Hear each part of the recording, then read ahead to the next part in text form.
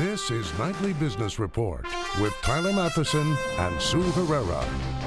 Sharp and steep. Stocks take a late day tumble, and so do bond yields as oil prices fall and investors try to make sense of the Federal Reserve statement. Now the hard part, the central bank says the U.S. economy is expanding at a, quote, solid pace, but inflation is below its target and the global economy is sputtering.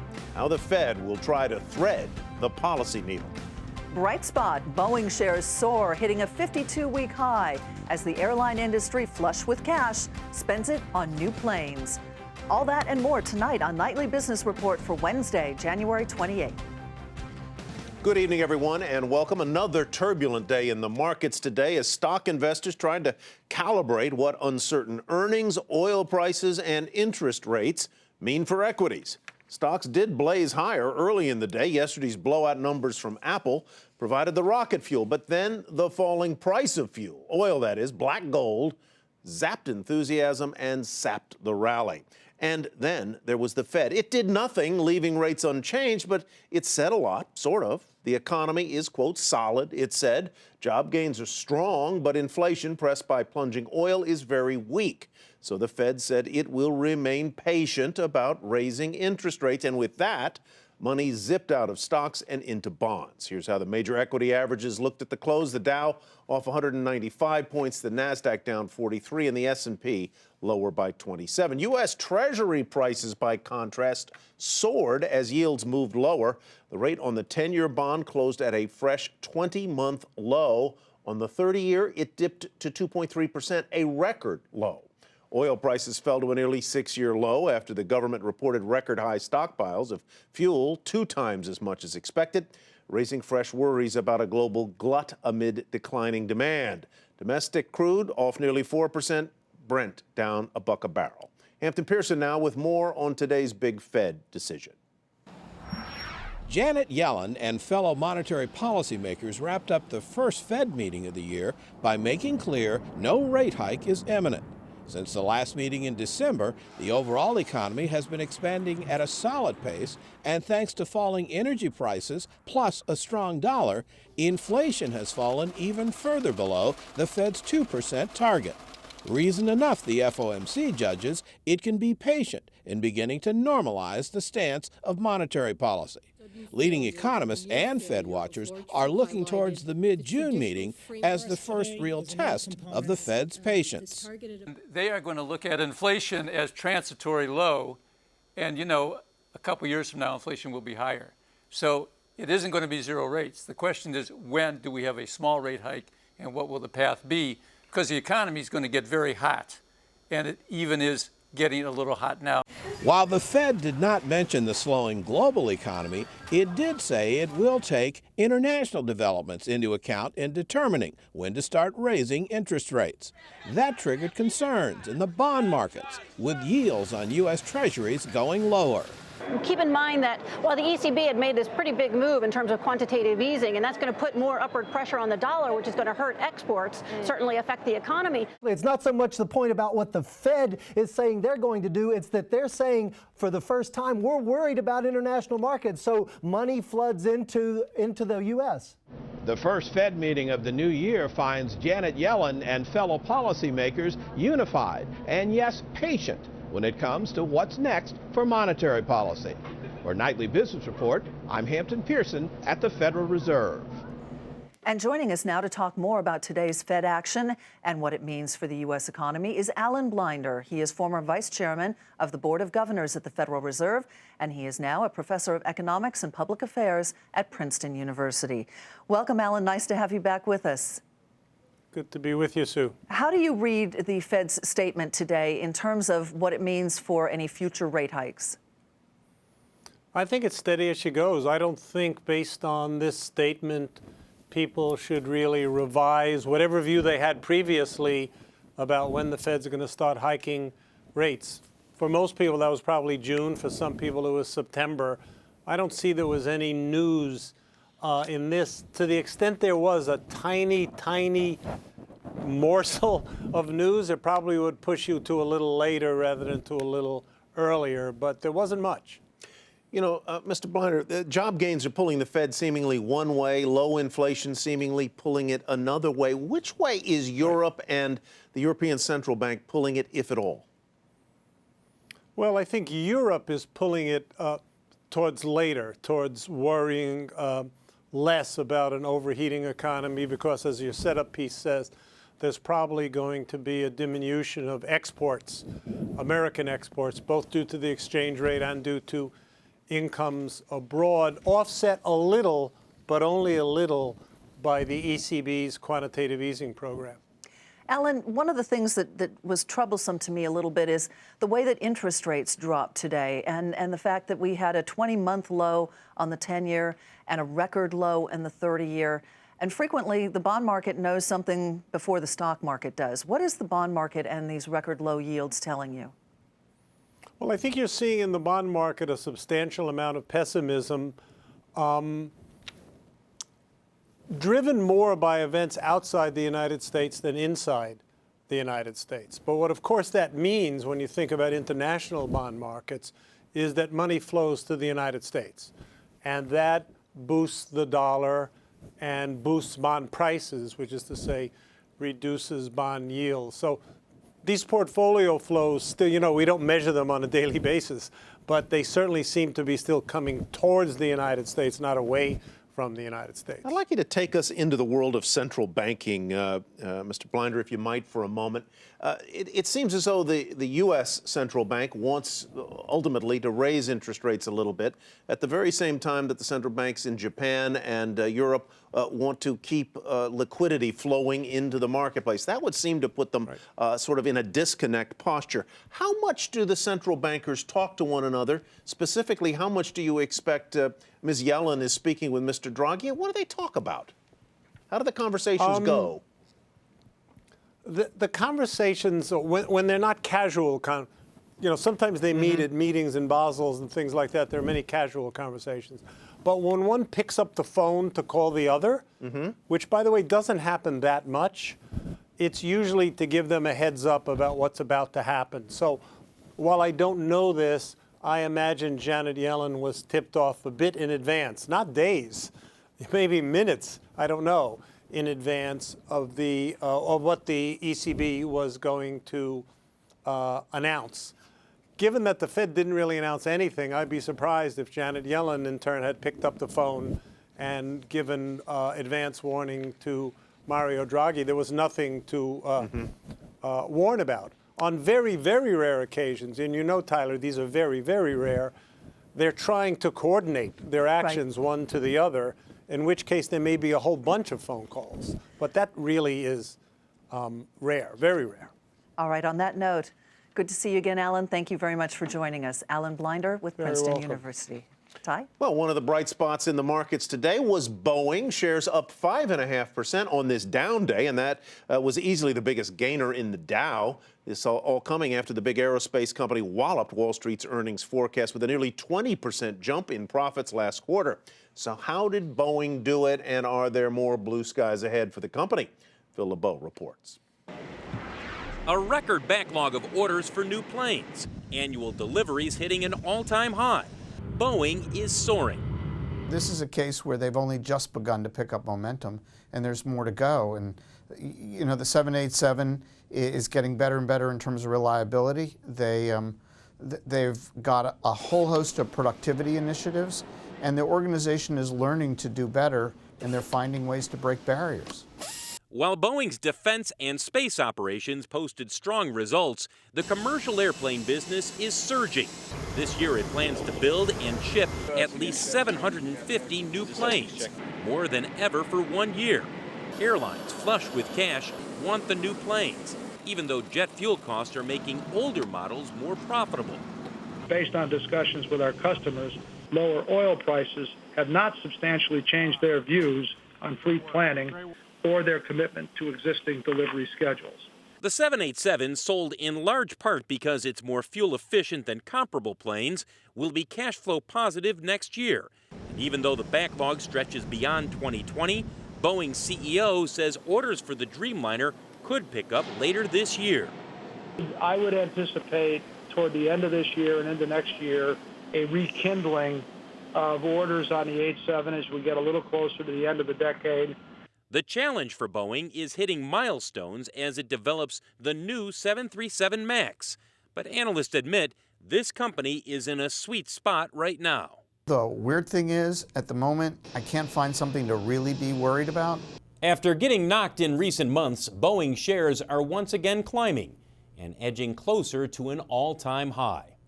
Phil LeBeau, Nightly Business Report, Chicago. Also giving the markets a lift on a down trading day was Apple. Shares surged more than 5.5% today, closing in on an all-time high after record-breaking sales of its newest iPhones last quarter. Josh Lipton takes a look at what's next for Apple. We're not kidding. That just happened.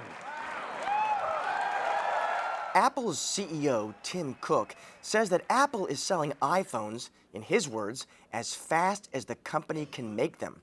He isn't kidding.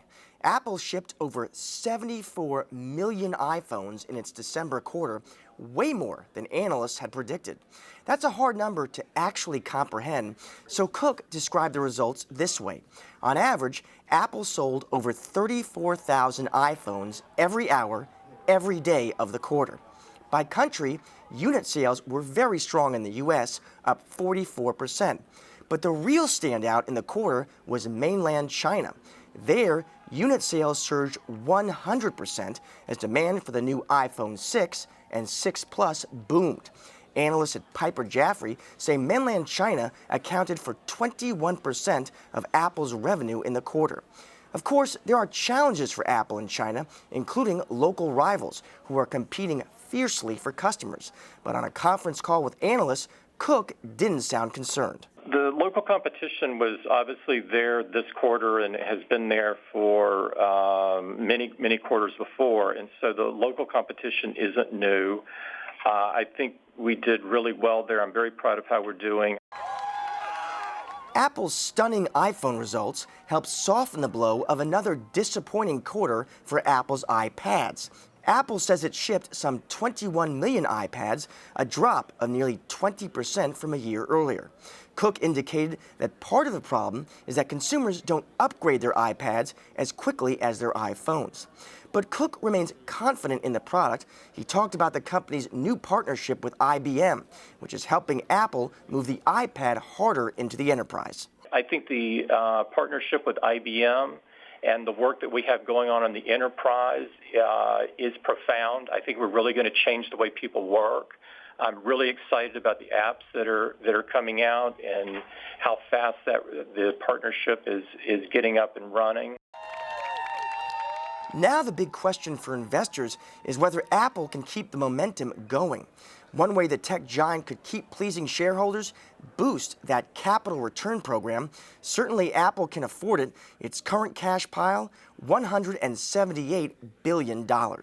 For Nightly Business Report, I'm Josh Lipton in Silicon Valley. Well, the next big sector to report latest quarterly earnings this season will be the oil majors, with demand so low and oil prices sliding nearly 60% over just the past 7 months. What should investors expect from the energy sector? Jack DeAngelis has a preview. Earnings season, kind of like the Super Bowl on Wall Street. We've heard from the banks and some big names in tech. But what will energy companies have to say now that oil's trading around $45 a barrel? It all kicks off tomorrow with ConocoPhillips, Occidental Petroleum, Valero, Phillips 66, and Royal Dutch Shell. To close the week, we'll hear from Chevron on Friday, and next week, ExxonMobil picks it up on Monday with a report from BP on Tuesday. There's no doubt that analysts will be looking for energy companies to cut costs and increase efficiency to help the bottom line, but will it be enough? I think cost cutting will absolutely be a main theme of this earnings cycle.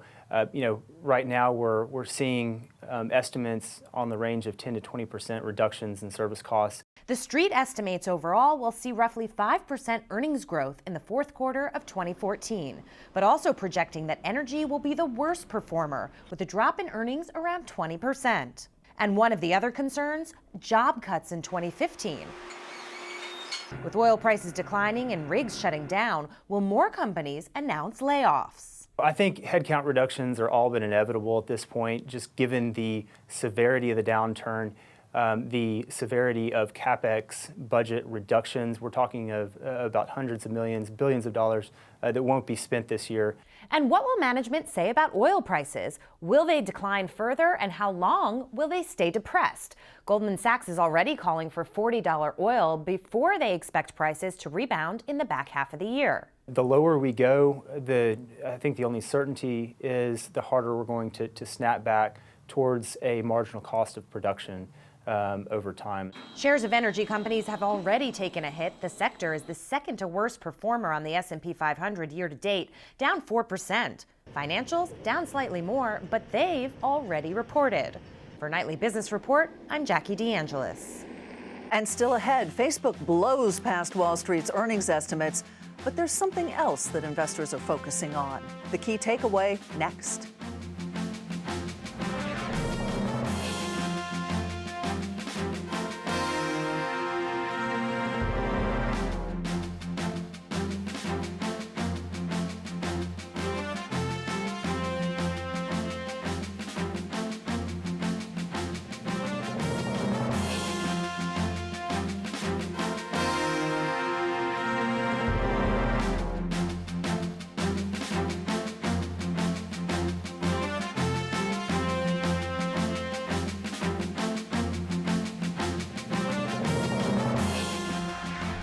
Facebook out with solid earnings after the closing bell, thanks to a big increase in mobile advertising revenue and more daily and monthly active users. The social networking giant took in 54 cents a share, excluding certain items, beating estimates by a full 6 cents. Revenues of nearly $4 billion were also a slight beat. Shares fluctuated between modest gains and losses in late trading. Julia Borston now with her one big takeaway from Facebook's results. Facebook's better than expected results were driven by strength in mobile, generating almost 70% of Facebook's total ad revenue, up from just 53% in the year-ago quarter. That advertising growth reflects mobile usage on the rise, outpacing desktop growth, while the number of people accessing Facebook's mobile app every day grew 34% to 745 million. Chief Operating Officer Sheryl Sandberg telling me in an exclusive interview that mobile ad dollars are following users' shift to mobile, but they're still shifting slowly, and that's an area Facebook plans to accelerate moving forward. Facebook's also looking to tap into its growth in video. Sandberg announcing the company has an average of 3 billion video views per day. That's up from just 1 billion in September. The mobile growth, though, didn't help Facebook stock, which is weighed down on concerns about an 87% increase in GAAP costs and expenses in the quarter. For Nightly Business Report, I'm Julia Borston in Los Angeles.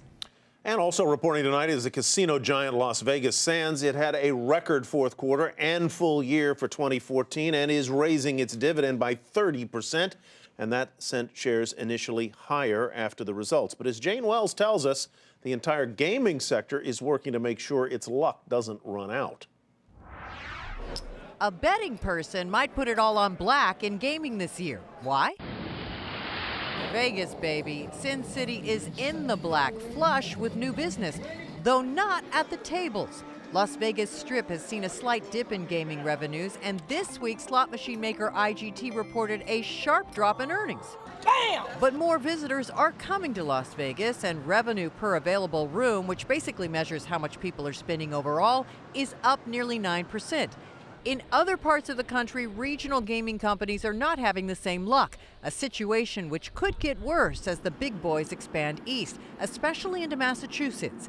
Wynn plans to build an expensive resort outside Boston, and the design has now been changed from this to this. They want that established level of luxury that we've proven we could deliver here. And then there's China, where most of the gaming revenues come from, and right now maybe not such a good bet. Reuters reports that some high rollers are fleeing Macau for friendlier tables in the Philippines or Vietnam as mainland China cracks down on questionable practices and as smoking may be completely banned.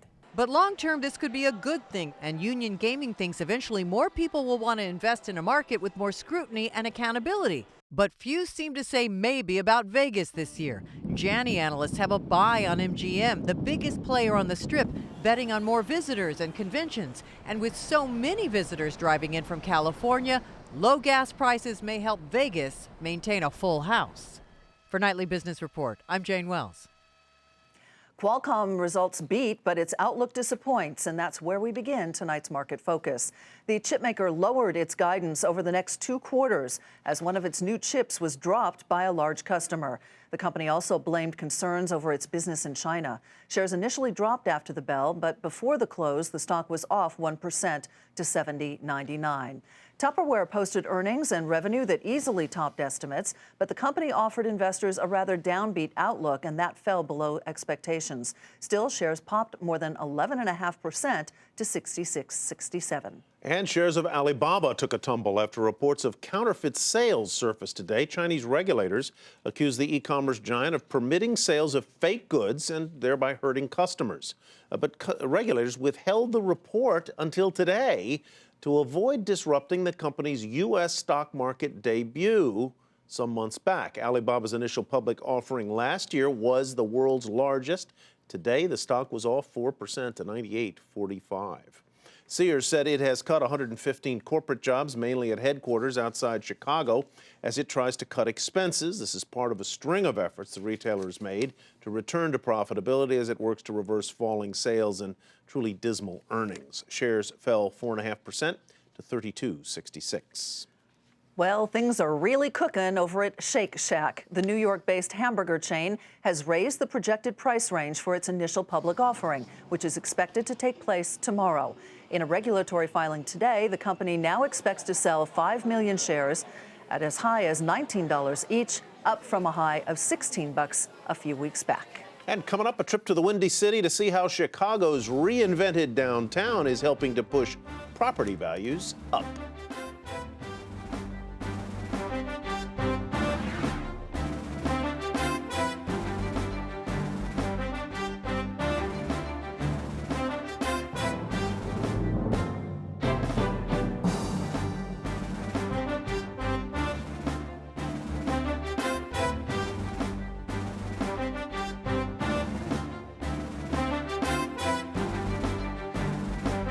Some changes at the top at McDonald's. CEO Don Thompson will retire as president and CEO of the company effective March 1st. Thompson will be replaced by Steve Easterbrook, McDonald's chief brand officer and former president of McDonald's Europe. Well, the new far-left prime minister of Greece is wasting no time shaking things up. Alexis Spilaris, who was just sworn in yesterday, has already halted plans to privatize a major port and has begun rolling back tough austerity measures that have been in place for the past 5 years as part of its bailout loans from the European Union. That sent the Greek stock market down hard for a third day straight, off 9% more today, with bank stocks plunging 26%. A top ratings agency is reportedly close to settling costly lawsuits stemming from unrealistic ratings that it gave to mortgage-backed securities during the financial crisis. According to the Wall Street Journal, S&P is poised to pay nearly $1.5 billion to the Justice Department and a handful of states that sued it over the rosy grades given to risky investments that later went bad.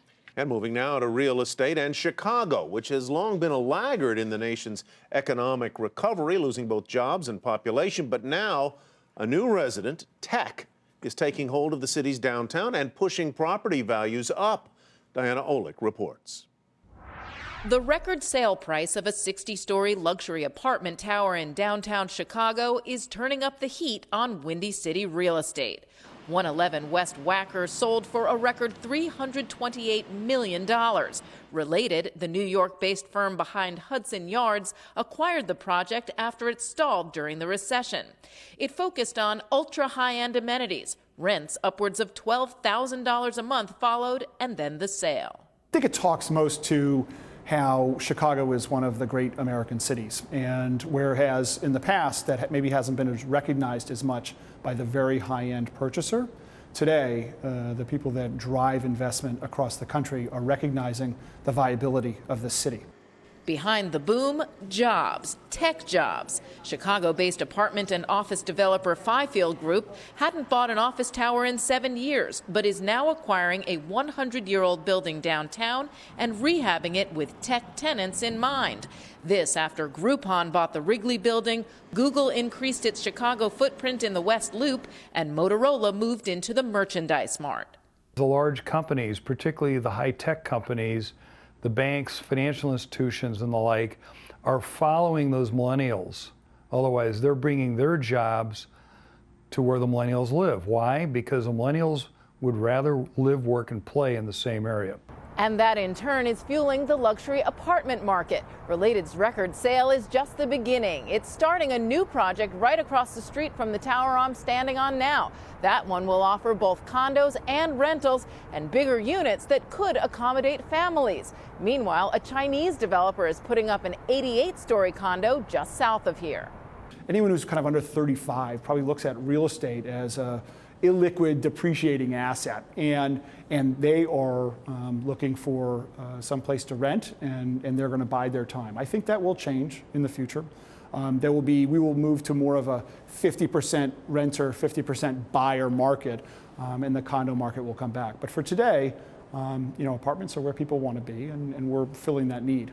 That need for ultra high-end amenities, an Equinox gym, full business center, movie theater, party rooms, all catering to young downtown renters who may eventually become buyers. For Nightly Business Report, I'm Diana Olick in Chicago. Looks pretty nice.